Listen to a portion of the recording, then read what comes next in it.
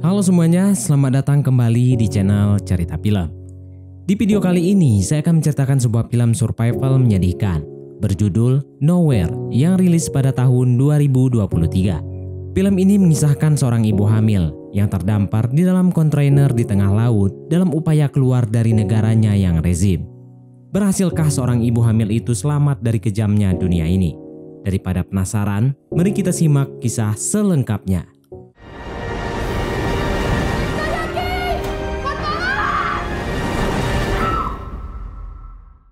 Di masa depan, negara Spanyol dikuasai oleh rezim yang berkuasa. Mereka merampas segala sesuatu milik masyarakat yang menantangnya dan mulai membunuh anak kecil serta ibu hamil. Dalam situasi seperti ini, sepasang suami istri bernama Nico dan Mia yang sedang hamil tua melakukan rencana untuk pindah ke negara Irlandia dengan cara menyusup ke dalam kontainer kapal kargo. Tidak hanya cuma Nico dan Mia, beberapa keluarga juga nekat melakukan hal yang sama. Karena mereka ingin sekali keluar dari negara yang kacau ini. Untuk masuk ke dalam kapal kargo tentunya tidak gratis. Nico dan Mia harus membayar penyeludup dengan uang yang banyak. Tapi karena Nico kekurangan uang, ia pun meminta Mia untuk melepaskan cincin pernikahan mereka.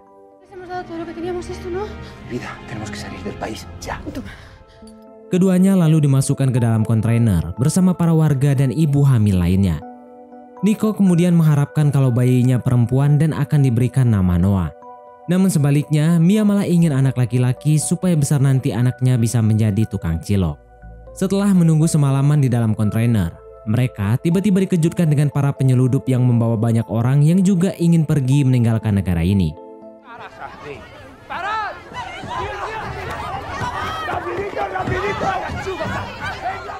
Para penyeludup itu lalu membagi dua kelompok yang akhirnya membuat Nico terpisah dengan Mia. Nico dimasukkan ke dalam kontainer warna hijau dengan nomor 107, sedangkan Mia berada di dalam kontainer warna orange bertuliskan Nowhere. Karena takut kehilangan Nico, Mia pun menelponnya dan mengatakan kalau ia tidak ingin tinggal sendirian.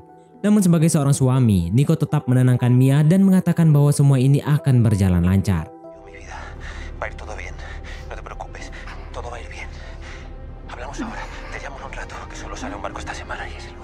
Kedua kontainer itu kemudian dibawa ke pelabuhan, di mana di tengah jalan, Mia melihat bagaimana para warga dianiaya dan ditangkap oleh tentara rezim.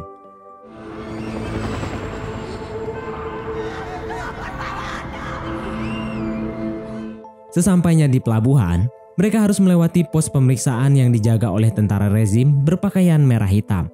Salah satu pemimpin tentara itu lalu memeriksa kontainer Nowhere. Hal ini membuat supir truk mulai keringat dingin disertai kepicirit secuil. Untungnya saat tentara itu masuk ke dalam, ia tidak menemukan orang-orang. Karena ternyata Mia dan para penumpang bersembunyi di balik besi kargo. Namun tentu saja hal itu membuat si tentara merasa janggal karena seharusnya ruangan kargo berdiameter panjang. Ia lalu menyuruh anak buahnya menembak di bagian paling belakang. Dan benar saja, ternyata masih ada ruangan lagi di balik kontainer. Dale.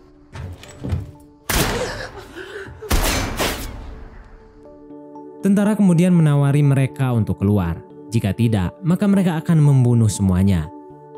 Mia yang panik bahagia lalu berinisiatif naiki box pengiriman. Saat salah satu penumpang menampakkan dirinya, para tentara itu malah membunuhnya dan memerintahkan anak buahnya untuk membunuh semua penumpang termasuk anak kecil.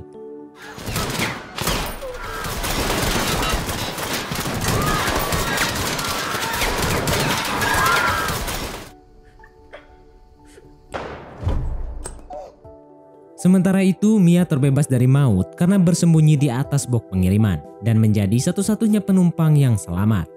Setelah dibersihkan, Nowhere diangkat ke dalam kapal kargo dan akan dikirim ke Irlandia. Nia yang khawatir dengan Nico lalu mencoba menelponnya, tetapi sayangnya tidak ada jawaban. Ketika kapal mulai berlayar, Mia menemukan tas milik penumpang yang isinya alat bor, 2 makanan, minuman, handphone, dan lampu pelintir. Malam harinya, Mia tiba-tiba dibangunkan oleh guncangan. Saat mengintip melalui lubang, ternyata kapal kargo tersebut dihantam oleh badai besar. Mia kemudian berteriak meminta tolong kepada para penyeludup. Namun mereka tidak mendengarkannya sampai akhirnya beberapa kontainer jatuh ke lautan, sedangkan Mia terbentur dan pingsan.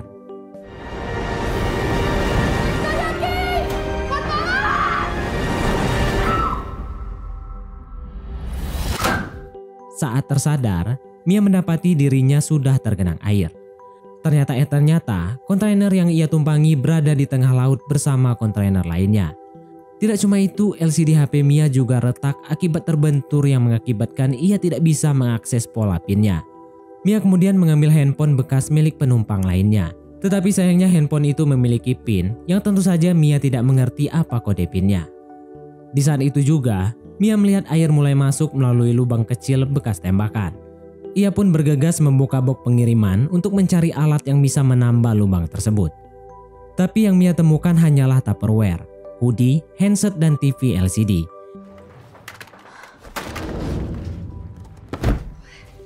Ia juga menemukan pisau lipat milik penumpang yang mungkin bisa digunakan nantinya. Di saat itu juga Mia tak sengaja menemukan lakban.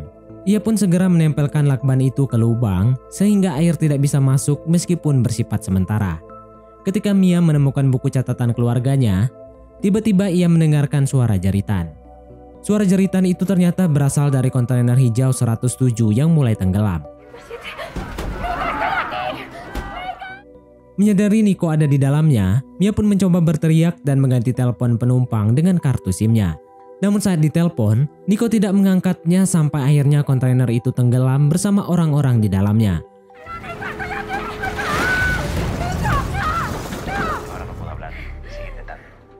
Mia pun menangis histeris karena sadar kalau Nico tidak mungkin selamat. Malam harinya Mia mulai putus asa dan mencoba untuk bunuh diri. Namun saat melihat bayinya mulai bergerak, ia pun mengurungkan niatnya. Singkat cerita, saat Mia tertidur, ia bermimpi box yang masih di atas jatuh dan membuat kontainer tenggelam.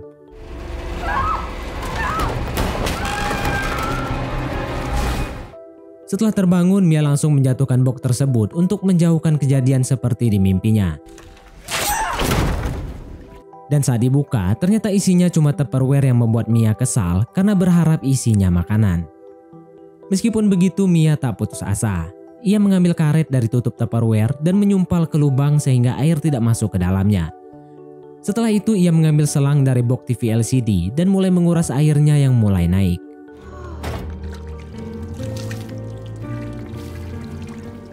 Setelah itu, Mia juga menempelkan catatan sehingga ia tahu sudah berapa hari dia terdampar. Saat Mia sedang menata peralatannya, tiba-tiba telepon berdering. Telepon itu ternyata dari Nico yang masih hidup, karena sebelumnya para penyelundup membuang Nico sebelum masuk ke pelabuhan. Mia lalu memberitahu Nico bahwa dirinya terjebak di dalam kontainer yang terombang-ambing di tengah laut. Mendengar hal itu, Nico pun kebingungan. Tapi ia tetap optimis kalau dia akan segera menjemput Mia. Guarda bien el teléfono. Vale, adiós. Te voy a encontrar. Tranquila, mi amor. Voy a ir a por ti. Te lo prometo. Tú tienes que aguantar. Di malam harinya, Mia mendapatkan kejutan dari alam, di mana kontainer yang ia tumpangi melintas di badai petir. Dalam situasi seperti ini, air ketuban Mia pun pecah. Ia pun mencari posisi yang pas dan mulai melahirkan bayinya.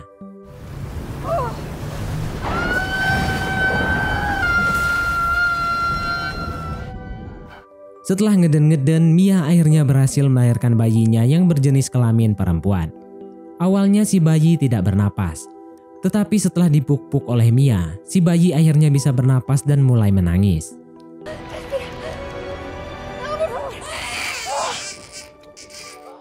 Di hari berikutnya, Mia memutuskan untuk membongkar atap kargo dengan bor yang ia temukan. Namun suara yang dihasilkan membuat si bayi menangis, ditambah lagi air ASI Mia belum juga keluar.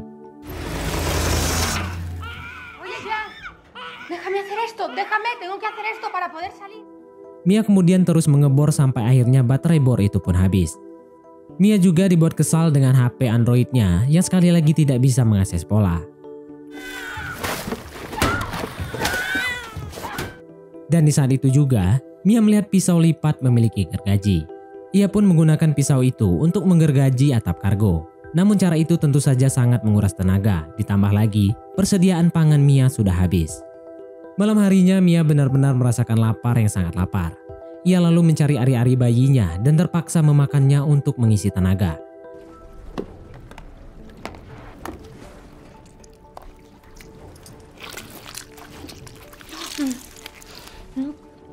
Di saat itu juga Mia dikejutkan dengan paus biru yang menyundul-nyundul kontainernya. Ia pun segera menggendong bayinya dan memukul-mukul kontainer untuk mengusir paus tersebut.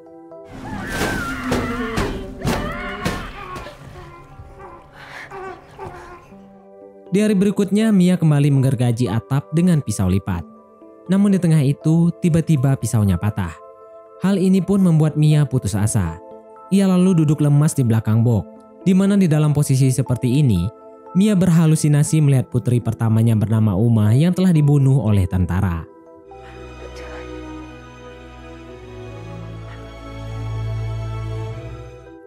Mia kemudian disadarkan oleh air hujan yang mulai memasuki atap. Mengetahui air hujan itu bisa diseruput, ia pun mengambil beberapa Tupperware untuk menampung air hujan.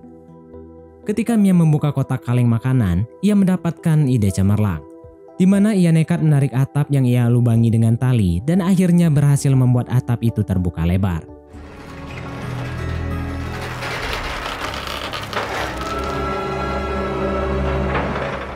Ia lalu membawa bayinya keluar sehingga ia bisa menghirup udara segar dan terkena sinar matahari.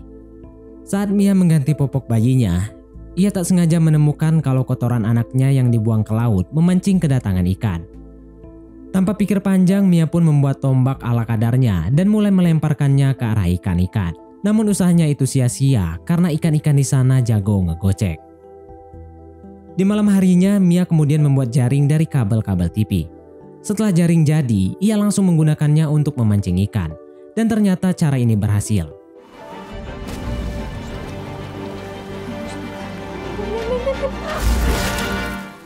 Mia lalu menjaring ikan sebanyak-banyaknya untuk persediaan pangan. Selain itu, Mia juga membuat sinyal SOS dengan cara menuliskan SOS dan memasukkannya ke dalam Tupperware dan setelah itu ia melemparkannya ke laut. Di malam harinya, Mia mendengar suara ketukan dari luar. Ia lalu membawa bayinya keluar dan menemukan bahwa suara itu berasal dari Tupperware SOS-nya. Di waktu yang sama, Mia mendapatkan telepon dari Nico. Karena tombol angkatnya cuma beberapa senti saja, jadi Mia pun bisa mengangkat telepon tersebut. Nico kemudian berbicara dengan Mia dengan nada tertati-tati. Rupa-rupanya, Nico baru saja mencuri skateboard tetapi ia terkena tembakan tentara yang membuatnya kehilangan banyak darah. Maka dari itu Nico ingin mengucapkan selamat tinggal kepada Mia. Sebelum Nico meninggal, Mia memberitahu Nico kalau bayinya akan diberi nama Noah sesuai permintaan Nico.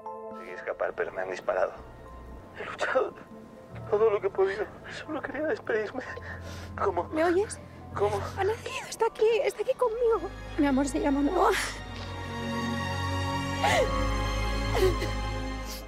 Di hari berikutnya atau tepatnya hari ke-20, Mia menemukan kalau airnya sudah menyentuh batas maksimum.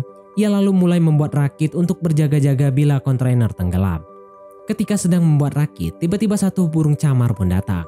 Mia pun merasa lega karena artinya ia sudah dekat dengan daratan. Di malam harinya, Mia mendapati kalau kontainer mulai tenggelam. Ia lalu nekat masuk ke dalam untuk mengambil jajanan pemberian Nico. Namun saat hendak mengambilnya, kaki Mia tersangkut tali.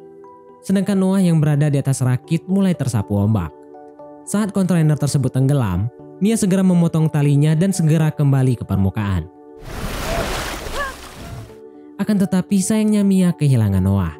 Di saat itu juga paus biru besar muncul. Paus itu menuntun Mia ke arah Noah dan menyemburkan air ke rakit Noah yang membuat Noah menangis.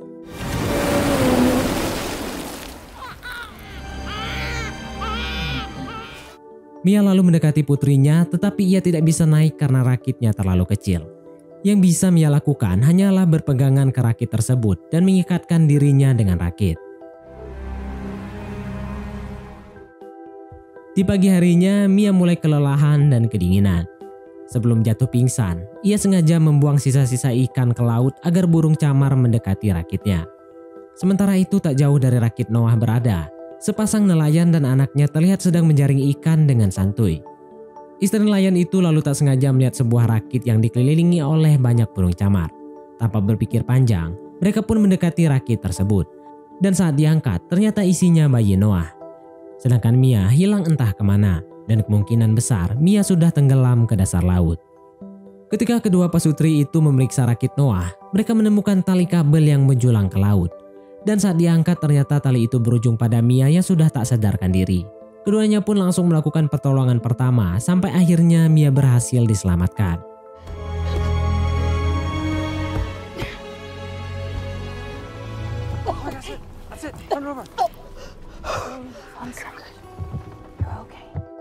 Mia kemudian langsung menggendong bayinya dan menangis bahagia karena ia selamat dan segera dibawa ke Pulau Finlandia dan film pun selesai.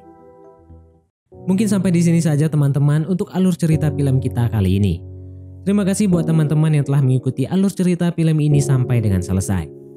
Like jika kalian suka film ini, serta jangan lupa untuk share video ini ke teman-teman lainnya. Dukung channel ini dengan cara subscribe channel ini agar channel ini bisa dapat terus menyajikan konten-konten untuk mengisi waktu luang kalian semuanya. Sekian dari saya, sampai jumpa di konten berikutnya.